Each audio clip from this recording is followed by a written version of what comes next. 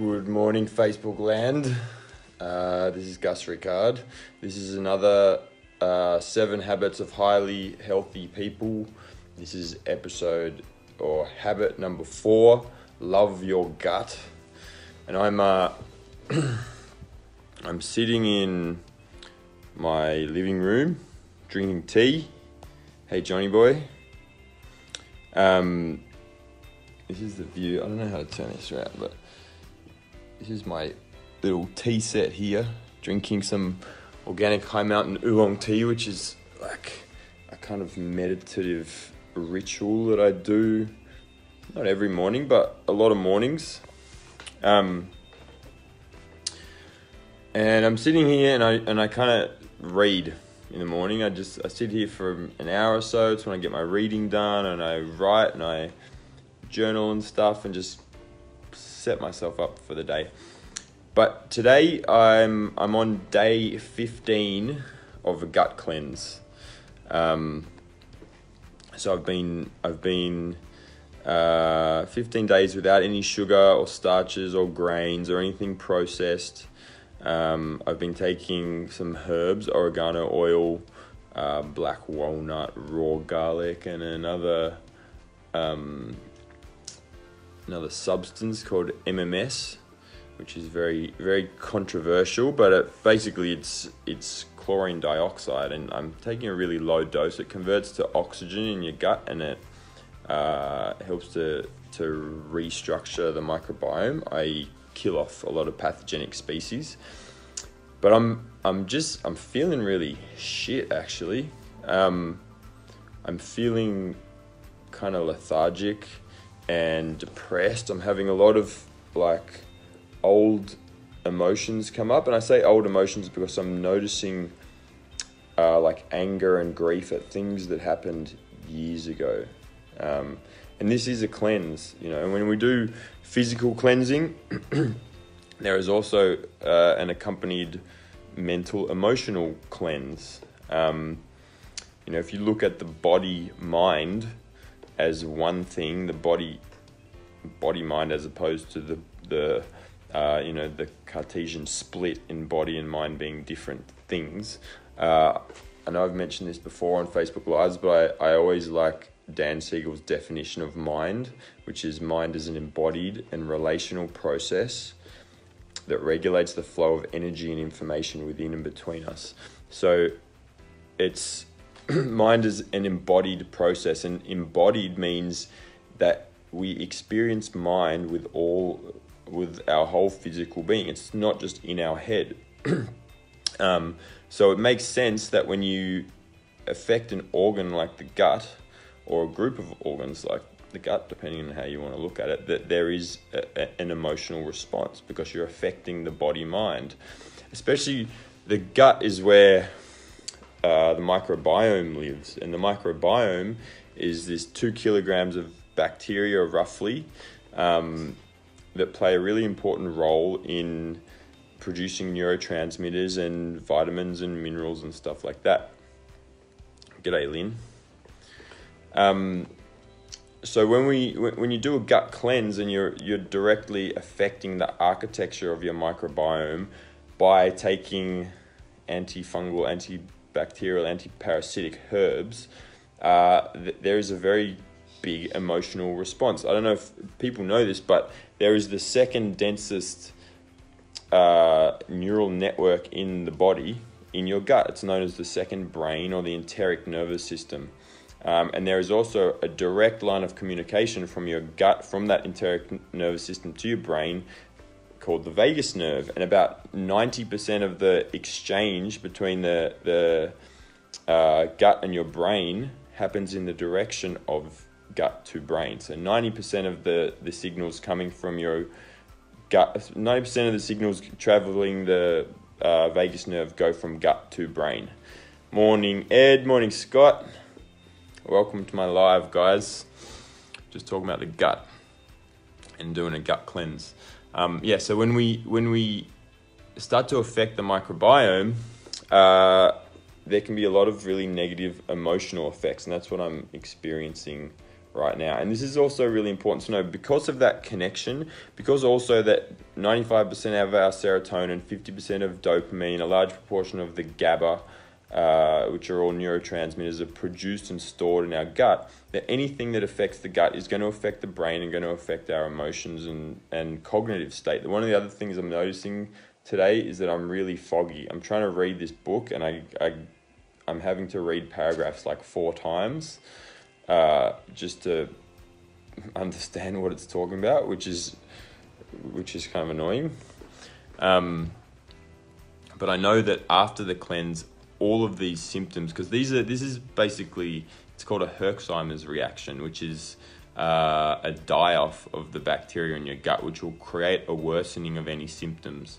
So if anybody suffers from emotional or cognitive problems, ADHD, dyslexia, brain fog, problem concentrating, depression and anxiety, as well as like neurodevelopmental things like autism and neurodegenerative things like Parkinson's and Alzheimer's, all of these issues can be affected through the gut and can have at least part of the causative factors involved with those conditions can be related to your gut. And doing a gut cleanse can change those things. Usually when you're actually doing the cleanse, when you're having that die-off, you're going to have a worsening of any symptoms. But as you start to come off the herbs and start to put in probiotics and put the beneficial bacteria back in the gut, then you start to see alleviation of the symptoms. And I know that at the end of these cleanses, I always feel really clear. I feel happy. I feel focused. I sleep well. Like my whole body, mind just functions a lot better. So that's why I'm doing this cleanse. That's why I'm doing this cleanse, but it's also why I'm doing this live today on Love Your Gut. So what can you do apart from doing a cleanse? Because you can do gut cleansing, which is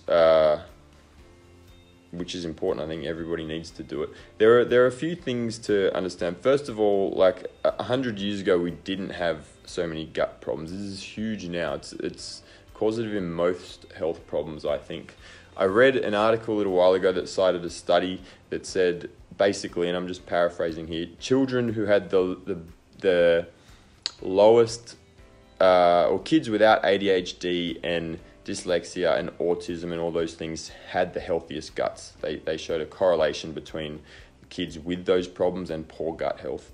And they showed that the factors involved with a healthy gut were being vaginally born, being breastfed, never having had antibiotics, being allowed to play in the dirt, and having pet dogs. So things that we, over the last 100 years, have been taught to think are negative influences due to pathogens are actually really beneficial for our gut. The better diversity of species you have in your gut, the healthier and the more resilient it is. And different species do different things. Different species produce different amines and neurotransmitters and even vitamins and minerals and the short chain fats that feed the gut wall. So diversity is super important. The big problems we have nowadays are, C-section births, which often can be avoided and often can't. Babies being fed on formula, that's a big one. Those two things just give kids such a big head start. It's not always possible, but I think the more natural means should be advocated wherever possible. Antibiotics are huge. Antibiotics just kill off everything in your gut. They're indiscriminate. And given that it takes years to develop the microbiome to the diversity that is ideal, and it doesn't just come in a handful of species, there might be hundreds, if not thousands of different species living in your gut, that even after taking antibiotics and going on a probiotic that might have 5 or 7 or 8 or 12 different species, if you really got a good one, it's still not going to cut it. It's still nowhere as good as getting the gut bacteria from natural means and developing it over years. So anytime you take antibiotics, you're automatically down-regulating function of your gut, possibly permanently. Another study I read showed that people who have just after one bout of antibiotics, some people's guts will take 6 months to recover. Some people's guts will never recover. Some people's guts only took 2 weeks. There were three groups. So antibiotics are definitely a negative for the gut, but again, sometimes they're needed. So I think we just need to use them less frequently, only when really, really necessary, and have take steps like taking probiotics and drinking kefir and yogurt and kombucha and sauerkraut and these things that have a lot of natural species on them after antibiotics. And stress is the other massive one. So in order to digest food properly, digestion happens at a lot of different levels. Firstly in your mouth with chewing and saliva, your stomach with hydrochloric acid, through your intestine, through intestinal enzymes and pancreatic enzymes, all the way down to your colon. And each step of the way requires your body to be in a parasympathetic state. The parasympathetic nervous system is your rest and digest nervous system. It shunts blood from your periphery, from your limbs into your digestive organs in order to digest food, to secrete hydrochloric acid and saliva and pancreatic enzymes and intestinal enzymes. And when we're not in a parasympathetic state, those things don't happen. So we're forcing food into a thing that's not really prepared to be digesting that food. So one big thing that happens is that the hydrochloric acid, that is usually this barrier for pathogens, isn't there. We don't have the hydrochloric acid. So you get letting all these pathogenic species into your gut. Second thing is when we're eating in a hurry and not chewing properly, you don't break that food up enough so that even if you do have the hydrochloric acid in there, it doesn't get into all the recesses of your food. So stress is a massive problem for the gut, as is not slowing down and stopping when you're eating. When you're eating, you should be doing nothing else but eating. You shouldn't be watching TV or working or anything except for talking. I think it's really healthy to have meals with people and to share conversation and to fiesta while you're eating, but anything else is not good. You shouldn't be walking around eating food. It's a digestive nightmare. So is working while you're eating food. Hey Sylvia, good morning. Talking about the gut. So antibiotics, stress are the massive ones. What you can do if you're suffering from poor gut health, the big things you can do if you're having any emotional disturbances or cognitive issues or gastrointestinal symptoms is first of all just cut out carbohydrate. Not all carbohydrate, but cut out sugars, cut out starches, cut out especially the more processed versions of those things, and below ground vegetables like potatoes and sweet potatoes. Those things feed pathogenic species. You can start to eat more of prebiotic food, which are above ground veggies. Those are leafy greens like kale and broccoli and celery and Brussels sprouts and Brussels sprouts. Those really fibrous vegetables feed beneficial bacteria. Avoid antibiotics at all costs, really, unless it's absolutely essential. So I read recently that by 2050, it's predicted that the biggest cause of death in the world will be because of antibiotic-resistant superbugs, because we're feeding way too much antibiotics to people who don't really need it and to animals in factory farms, and creating superbugs that are resistant to antibiotics.